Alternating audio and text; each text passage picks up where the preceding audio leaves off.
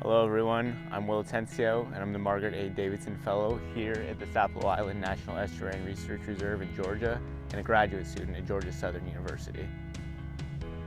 My research fellowship is focused on investigating how local water quality influences the oyster demographics of recruitment, growth, survival, and condition, as well as the prevalence and intensity of important oyster diseases.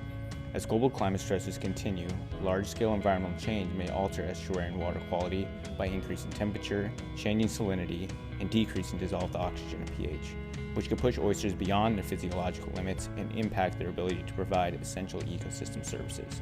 A better understanding for how multiple environmental stressors currently affect oyster populations can help predict how this foundational species may respond to future change.